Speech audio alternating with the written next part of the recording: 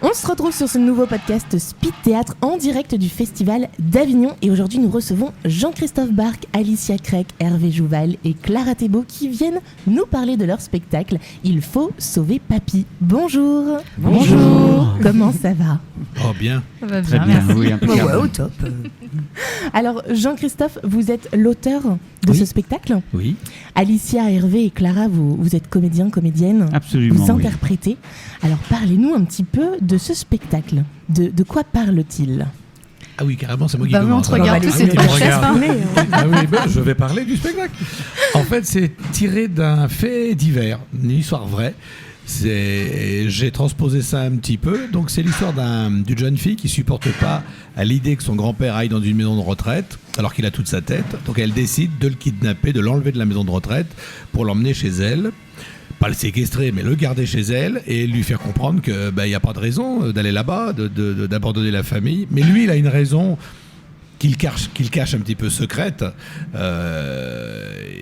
Il a peut-être... Je peux pas tout dire en Bah fait. non, faut parce que pas si tout je commence à spoiler. raconter que donc, Faut pas spoiler, voilà, on peut mais pas spoiler, mais il y a, un en petit peu. fait, voilà, c'est pour prouver aussi que l'amour n'a pas d'âge, qu'on peut aimer à tous âges. Et puis voilà quoi. Donc En même temps, c'est un spectacle tendre, je trouve, sur la tolérance aussi. Oui, sur la tolérance, effectivement, parce qu'il y a... Oui, alors je vais faire juste ce petit aparté. Il y a un secret que le grand-père a, et la petite fille a aussi un secret, en fait. Elle n'assume pas sa sexualité, et lui n'assume pas un amour caché. Donc, en fait, voilà, ça permet aussi de régler plein de petits comptes, mêlés à au comique, à la tendresse, il y a plein de choses. Enfin, voilà. Et on parle beaucoup de fromage.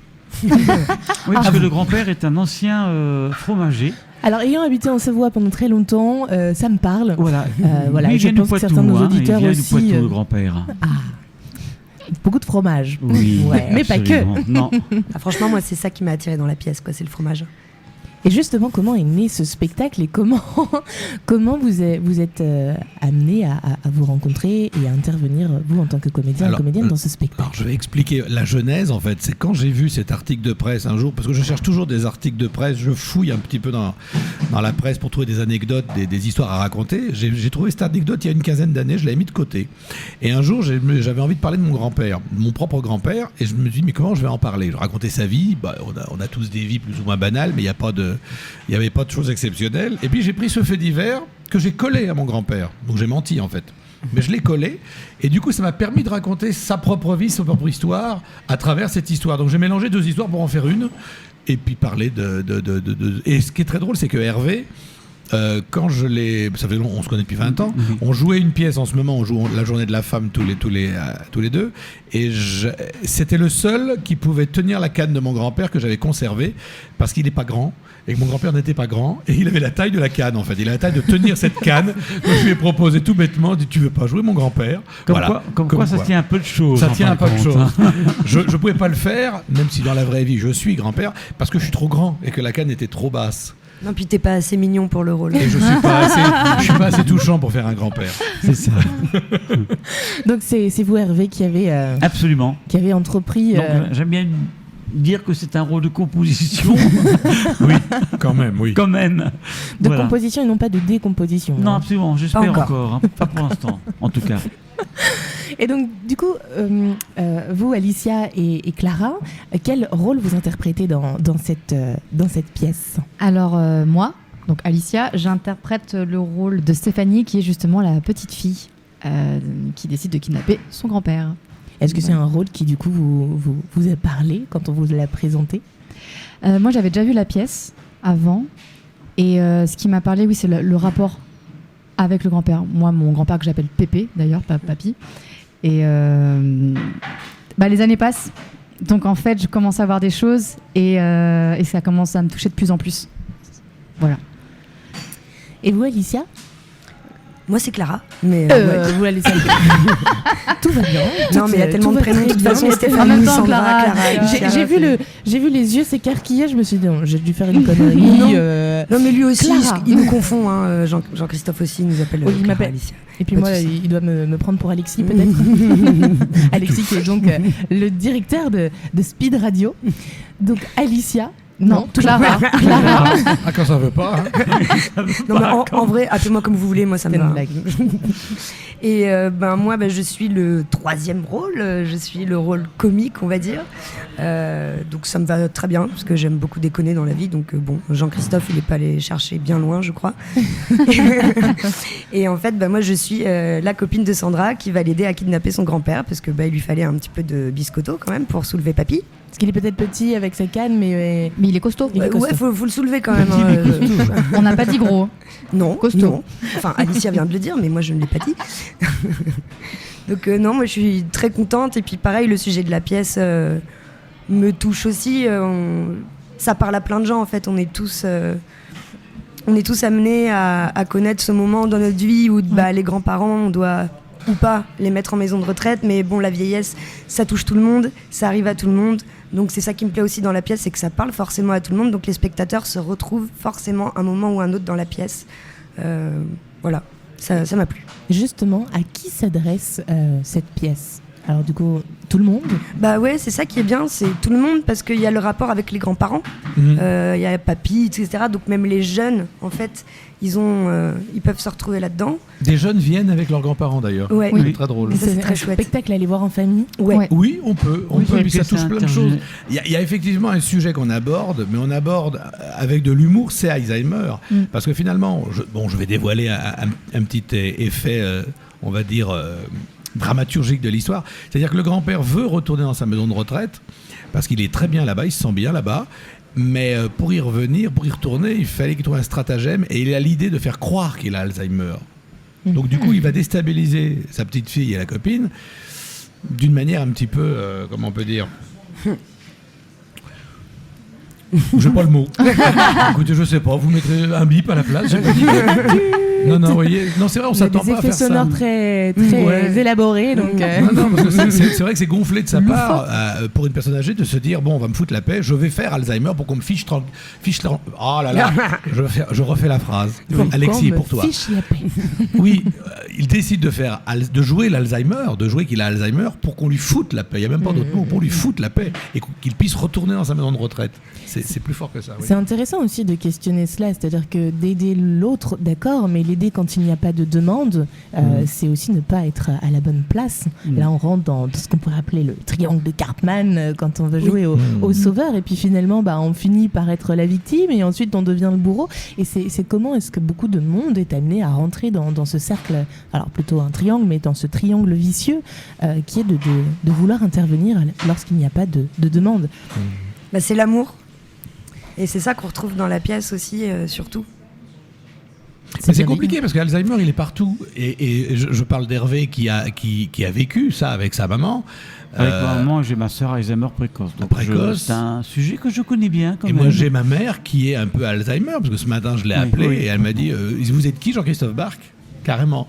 Et on allait jouer. Donc je me dis c'est fou quand même, je suis vraiment dans le truc. Et il y a 20 ans j'ai joué avec Serrault dans un film qui parlait d'Alzheimer. Il avait la maladie Alzheimer et j'étais son infirmier. Donc déjà j'avais bercé un petit peu, je m'étais un peu bercé. Oh là là, j'ai pas mes mots. Je m'étais un peu confronté confronté à ce sujet. Et je pense que quand on réfléchit bien, Alzheimer, c'est plus dur pour qui finalement? Pour eux? Pour les malades ou pour les autres? C'est une très bonne question. On dit souvent que c'est plus dur pour les aidants. Moi je pense que c'est dur pour tout pour le la monde. famille, les proches. Effectivement, c'est souvent les aidants C'est dur pour tout qui le en monde. pâtissent le plus. Hein. Bien sûr. Et justement, le fait de le vivre par vous-même dans vos situations personnelles, est-ce que le fait de le jouer sur scène, ça vient réveiller quelque chose, ça vient apporter aussi une compréhension? Est-ce que ça change finalement quelque chose dans vos vies personnelles que de l'interpréter sur scène et de vous y intéresser autrement? Ça nourrit. Ça nourrit. Après, c'est vrai qu'on est sur une comédie quand même, néanmoins. Donc c'est vrai qu'on change la petite lunette. Voilà, un petit peu. On va vers une comédie qui est touchante, soit, mais ça reste une comédie. Après, c'est vrai que dans la vie, on est confronté à autre chose automatiquement. Mais c'est bien parce que c'est vrai que ça fait. Et puis la pièce montre aussi. Comme quoi on peut être bien aussi dans une maison de retraite. Ouais. On n'a pas une image négative. Moi, je sais qu'il y a des maisons de retraite qui sont bien. Elles ne sont pas toutes ignoble, entre guillemets. Bien sûr. Donc ça donne à voir autre chose, un autre prisme sur certains Absolument. sujets Oui. qui aujourd'hui sont des sujets d'actualité et qui touchent finalement un petit peu tout le monde au travers de leur vie et de leur famille. Ok, qu'est-ce que vous aimeriez finalement que les spectateurs se disent ? Bah, que. Mais Oui. j'aimerais faire comme le grand-père, en fait, à un moment. Moi, j'adorerais, enfin, je sais pas, ça me paraît évident de jouer la comédie comme ce grand-père joue la comédie. Il fait croire qu'il a Alzheimer, il a du caractère, il a décidé un truc, il veut aller en retraite, et il fait tout pour y retourner. Je trouve ça bien, je trouve, au contraire. Ça casse un peu les codes de Mais la oui. personne âgée qui devient à nouveau dépendante et qui a Exactement. envie de garder son Ouais. libre arbitre. Et il est amoureux, ce grand-père. Il est veuf, mais il est tombé amoureux dans le monde de retraite. Et c'est pour ça qu'il veut y rester. Et c'est ça qui est important. On parle pas de l'amour. Oh, je dévoile un peu, mais en Ouais, même temps, t'en parles trop. j'en parle trop, mais c'est pas grave.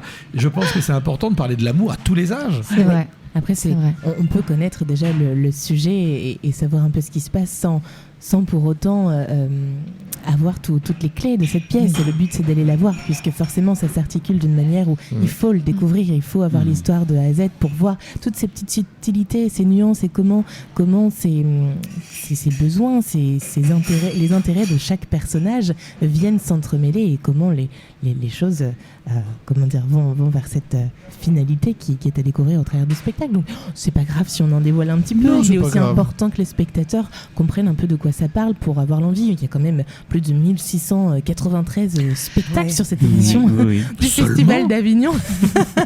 le programme est un vrai annuaire. Et il est vrai que moi, je fais beaucoup de micro-trottoirs que je diffuse dans mon émission en direct le soir de 18h à 19h. Et je pose souvent cette question, comment faites-vous votre programme ? Comment programmez-vous les spectacles que vous allez voir à Avignon ? Et il est vrai qu'il y en a tellement que beaucoup me disent nous on avait déjà prévu d'aller voir telle ou telle pièce, mais pour le reste on se laisse porter et on aime être alpagué et être tiré à découvrir de nouvelles choses. Donc c'est important peut-être aussi que les spectateurs sachent ce qu'ils vont y trouver pour avoir l'envie d'aller Voilà, le donc j'ai découvrir bien fait de plus dévoiler. amplement. et toi Clara, qu'est-ce que tu aimerais que les gens en disent de ce spectacle ?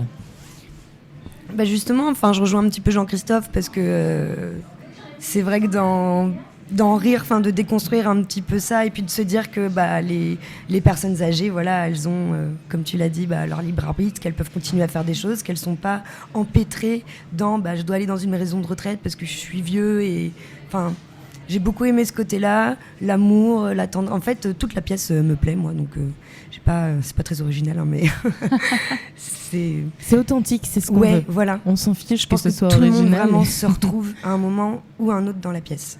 Très bien. Et fatalement, puisque là, j'ai vu des gens qui s'essuyaient les larmes à la fin du spectacle, alors qu'à la Ouais. base, C'est une comédie. moi, j'avais drôle. une comédie dramatique, une comédie, voilà. Mais je pensais pas que ça allait faire craquer des gens. Mais Et ça parce- m'a fait rire de il y a les voir craquer. ce rapport intergénérationnel en fait, et c'est ça qui est aussi beau entre la petite fille. On parle un peu vite fait de la mère, donc il y a quand même le grand-père, les enfants et les arrière-petits-enfants, et du coup il y a vraiment un rapport qui est différent aussi dedans.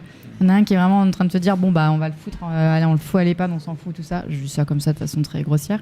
Et au contraire, la petite fille qui a encore un gros amour et qui décide Que c'est pas encore le que moment. c'est pas encore le moment. Donc C'est on vrai traite qu'il y a la ça. question avec des points de vue très divergents, Ouais. finalement, ce qui se retrouve beaucoup dans la vie de tous les jours de nous tous, avec plein de personnes dans une même famille qui ont des points de vue divergents, qui ne sont pas forcément d'accord, et finalement, où est la place de la vie de la personne concernée dans tout ça ? Telle est la question, c'est intéressant. Et puis que même si la petite fille, elle est âgée, c'est pas une toute petite fille, Oui. et il y a encore ce rapport-là entre les grands-parents qui existe. Moi, j'ai pas eu des relations très longtemps avec mes grands-parents. Quand on prend de l'âge, je trouve que ça s'estompe, ça s'étiole un petit peu. Et là, moi, ça m'a fait plaisir de voir que même si elle a la trentaine, elle est encore très attachée à son grand-père, quoi. C'est pas c'est ce fini qui est et vrai. c'est beau. Non, mais c'est En ça qui est plus. beau, je trouve, dans la pièce. Et puis ça permet aussi de traiter les problèmes d'héritage, les problèmes de succession, on en parle. Et On en c'est parle souvent des gros c'est problèmes. vrai. Ah oui. Absolument. Tout à fait. Et c'est pas en tant qu'agent immobilier à côté que je vous dirais le contraire. Il est vrai que c'est un vrai sujet. Alicia, qu'est-ce que vous en pensez justement de cette relation petite fille grand-père qui Non mais se je joue vais dans la commencer à pièce ? avoir la larme à l'œil. Là, si je commence à penser à mon grand-père, ça y est, c'est arrivé. Ah là là. Moi, j'ai vraiment 2 grands-parents. Enfin, je suis tout le temps en lien avec eux. Tout le temps. Quand j'étais petite, mes parents pouvaient pas nous garder les week-ends. Du coup, j'allais tout le temps chez eux. Et moi, d'avance, c'est très dur. Enfin, d'imaginer. Mon grand-père a quel âge maintenant ? 82 ans, je crois, 86. Donc voilà. Enfin, je sais que ça va vers. Le temps se raccourcit et je sais pas comment dire. Est-ce qu'il y a cette crainte ? Justement, la mort, c'est quelque chose qui a beaucoup été abordé dans beaucoup de spectacles. Cette année, on a reçu beaucoup de compagnies qui parlent de ça. Et c'est d'ailleurs, encore une fois, le sujet de votre pièce montre à quel point l'art aujourd'hui est au service du questionnement sur les différentes étapes qu'on est tous amenés à vivre dans nos vies. Alors là, on parle plus, je pense, on prône plus la vie que la mort. Et qu'en fait, jusqu'au bout, on peut encore avoir plein de choses dans notre vie et vivre pas mal de choses. Enfin, c'est mon ressenti, en tout cas. Moi aussi. Hervé, qu'est-ce que vous en pensez de ce que viennent de dire Alicia et Clara ? Oui, c'est-à-dire que dans l'EHPAD, on lui donne presque une deuxième chance, quoi. Il a un début de deuxième vie. C'est pour ça qu'il veut aller dans l'EHPAD, où il redécouvre l'amour après le décès de sa première femme. Donc voilà, c'est une nouvelle renaissance pour lui, entre guillemets. Donc c'est plus plein d'espoir et voilà, et sa fille aussi, alors qu'il veut pas en parler ni à sa propre fille, à lui. Donc c'est sa belle-fille, c'est sa petite fille du moins qui va être témoin de ça et qui va accepter la chose. Et la fille de ce grand-père ne le saura jamais en fin de compte ce qui se passe dans l'EHPAD. Qu'est-ce que vous préférez jouer finalement dans ce spectacle ? Quelle est la chose qui vous tient à chacun à cœur ou qui vous fait ressentir le plus d'émotion dans l'interprétation de ce spectacle ? C'est une drôle de question. Oui, non, c'est pas... moi, c'est de sentir aussi le spectateur qui est ému par rapport, et puis on entend parfois quelques réflexions comme ça dans la salle, quelques rires ou par rapport à ce qui est dit, de ce qui peut se passer dans un EHPAD, des possibilités de vie aussi à l'intérieur d'un établissement tel que celui-ci. Voilà. Moi, c'est pas ce que je joue, parce que moi, je suis l'élément comique, on va dire, de la pièce. Donc, mais c'est vraiment à chaque le passage où il y a beaucoup d'émotions. Quand il joue, moi, j'ai pas besoin de jouer que je vais avoir la larme à l'œil. En fait, ça me touche beaucoup, et j'adore ce moment du spectacle parce que on sent aussi que les gens, ça les touche. Et à chaque fois, Alicia et Hervé, c'est un beau duo et c'est touchant. Moi, c'est ce que je préfère dans le spectacle, c'est ce moment-là. Alicia ? Waouh. Plein de moments. Merci Clara. C'est le moment de déclaration d'amour entre les autres au sein de la compagnie. C'est beau à voir. Alors j'ai envie de mettre un peu plus d'humour là-dedans. Tu peux dire que mes vannes te font rire. Oui, vous me faites rire. Vous faites rire. Mais j'adore le moment. On a spoilé quoi déjà ? Qu'est-ce que je peux dire ? On a tous spoilé. Jean-Christophe déjà. C'est Jean-Christophe. Le moment où le grand-père se met à jouer Alzheimer. Et que du coup, la petite fille tombe dans le panneau direct. Et puis, et je le vois et je me dis, c'est pas possible, quoi. Et du coup, de ce truc où il fait un Alzheimer plus pour vraiment la faire craquer en peu de temps. Et c'est complètement absurde. Et moi, je me marre quand je le vois. Je me dis, c'est pas possible. Voilà, j'adore. Très bien, merci pour ce partage. On va parler un petit peu de votre compagnie. La compagnie s'appelle Les Petites Vadrouilles. C'est bien ça ? Oui. Comment est née la compagnie ? Quelle est l'histoire ? Est-ce que vous pouvez nous en parler rapidement ? La compagnie a été créée juste avant le Covid, en fait, pour tourner les pièces qu'on joue actuellement. On joue L'Emmerdante, qui est un pamphlet tiré de Brassens, comme une garde à vue. On joue La Journée de la Femme, qui est un règlement de compte contre les hommes, un pamphlet contre les hommes, justement. C'est une pièce qui dénonce la misogynie. Qu'est-ce qu'on joue? Tête de gondole qui parle de la misère de certains types qui ont un accident et qui se retrouvent bloqués par de l'aphasie, des choses comme ça. C'est pas des sujets drôles à la base, mais c'est toujours des sujets qu'on rend comiques. Parce que je trouve que les sujets graves, c'est souvent des sujets qui peuvent... Enfin, je trouve qu'ils passent mieux avec un peu de légèreté quelquefois. Surtout dans ce monde où on a tendance à aller dans le noir. Parce que cette pièce-là, vous l'écrivez demain de la même manière, vous la jouez différemment, c'est pas très drôle en fait. Bien sûr. Et je pense qu'on peut parler d'un sujet grave on peut parler d'un sujet grave avec de la légèreté, mais vous pouvez pas faire une comédie si vous partez pas d'un sujet grave. Vous avez compris ma phrase là? Tout à fait. C'est-à-dire que c'est vous très clair. pouvez regarder Artus, il fait 8 millions avec un sujet grave, un sujet compliqué, qui parle de la trisomie par exemple. Vous prenez La Grande Vadrouille avec De Funès, ça parle de la guerre, ça parle de gens qui se cachent des Allemands. Vous prenez Le Corneau encore de Funès, c'est un type qui va manipuler un autre type. Monté par un réalisateur de films comme Jean-Pierre Melville, vous avez un film noir, vous avez un thriller. Donc ça dépend vraiment la couleur. Et là c'est vrai que la compagnie des Petites Vadrouilles a tendance plutôt à prendre des sujets qui sont entre guillemets plutôt sérieux et graves, mais on les amène avec de la légèreté pour toucher le plus grand nombre. C'est tout. Très bien, c'est bien résumé. Justement, comment est-ce qu'on fait pour créer de quelque chose de grave ou quelque chose qui peut sembler lourd, quelque chose de plus léger et comique? Le talent. C'est choisir le bon axe, choisir l'axe. Alors, Alicia doit y aller parce qu'elle joue à 1h30 d'Avignon et je reviens ce soir à 2h. Voilà. Eh ben, bon courage, Désolée. Alicia. Merci. Un gros merde. Je prends et nous à demain alors. Voilà, ce soir si tu rentres pas trop tard. Oui. c'est toute la spontanéité qu'on aime chez Speed Mais oui. Radio. Donc un Salut. gros merde à Alicia. Bonne route. Que Et vous joue aurez bien, n'en plaisir fais à pas jouer trop. Oui, elle patronne.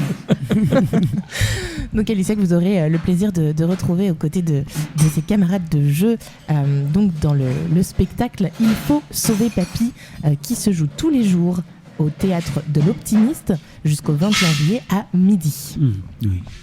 Désolée, j'ai coupé du coup dans cet interlude. Ma question était comment est-ce que, à partir d'un sujet grave ou un sujet qui peut sembler un peu sombre, on en fait quelque chose de léger et de comique? Ça, je pense que c'est le style de l'auteur. Là, je suis désolé, c'est le style de l'auteur parce que moi, c'est mon écriture qui est comme ça depuis oh là là, j'ose pas dire depuis 40 ans, mais pas loin. Et j'ai toujours eu beaucoup de dérision, donc ce qui fait que c'est ma technique en fait, voilà. C'est mon univers, il est là-dedans en tant qu'auteur, c'est la dérision. Je prends un sujet grave et je trouve les axes, les points forts, les points faibles, et je fonce dedans en sautant avec les deux pieds joints. Et voilà, je sais pas comment expliquer ça en fait, je sais pas. C'est pas une technique, c'est un autre auteur. C'est quelque chose qui est propre à soi. Oui, c'est propre à soi. Jean-Philippe Daguerre écrit des choses merveilleuses avec des sujets graves. Il va les aborder d'une autre manière. Vous prenez tous les auteurs ont leur style. C'est un style d'écriture. Je crois que ça s'arrête là. Mais j'ai fait des choses dramatiques volontairement. Voilà, les prochaines à venir, il y en a 2 qui sont plutôt très dramatiques. Mais je mets des pointes de légèreté dedans, des pointes d'humour, juste peut-être pour désacraliser le côté dramatique et pour amener un peu de légèreté. Parce que c'est crevant, quoi, au bout d'un moment. Et en tout cas, ça fonctionne. Est-ce que vous voulez dire chacun un dernier mot pour soit donner envie à nos auditeurs de venir découvrir votre spectacle ou tout simplement partager quelque chose qui vous tient à cœur? Je crois qu'on a un peu tout dit déjà. Je sais pas, Hervé, quelque chose? Oui, c'est un spectacle sur... Oh, non, le mot m'échappe. Alors, pour que tu réfléchis...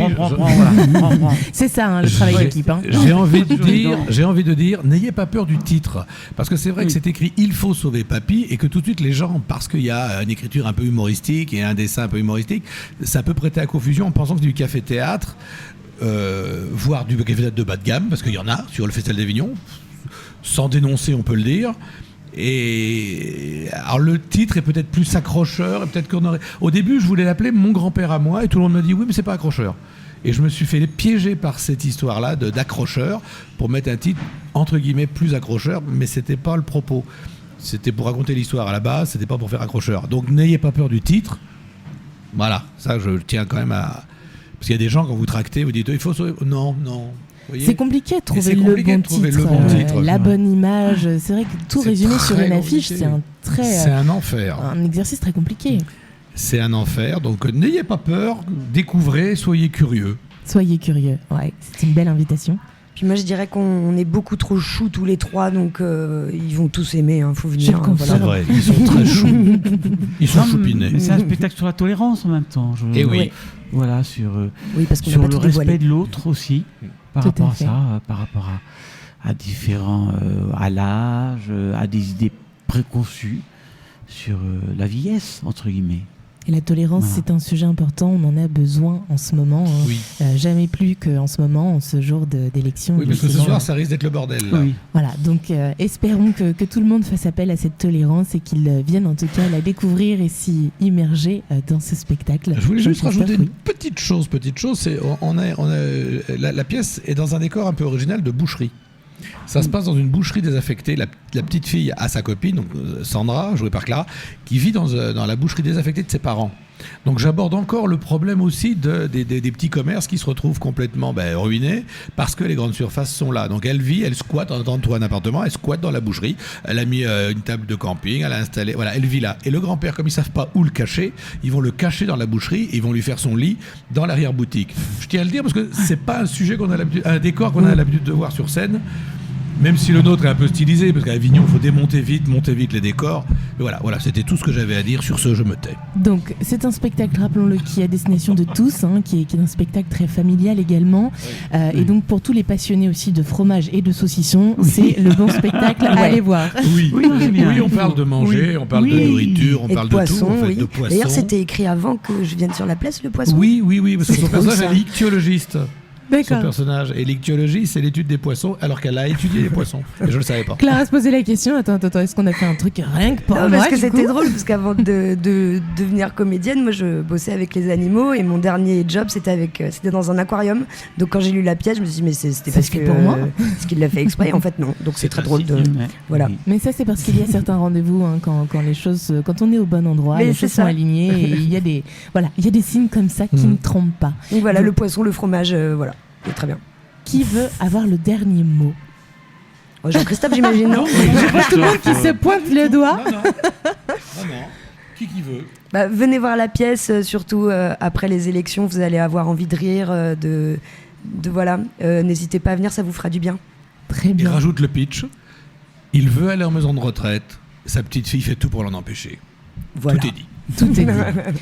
Eh bien, merci beaucoup, Jean-Christophe. Merci à vous. Merci, Merci à vous. Clara. Merci Hervé. Merci aussi à Alicia qui a dû nous quitter pour aller jouer en précipitation. C'est ça aussi, le Festival d'Avignon. C'était un grand plaisir de vous avoir avec moi. Donc, rappelons-le, le spectacle Il faut sauver Papy se joue au Théâtre de l'Optimiste tous les jours jusqu'au 21 juillet à midi. Donc, chers auditeurs, foncez prendre votre ticket si ce n'est pas déjà fait.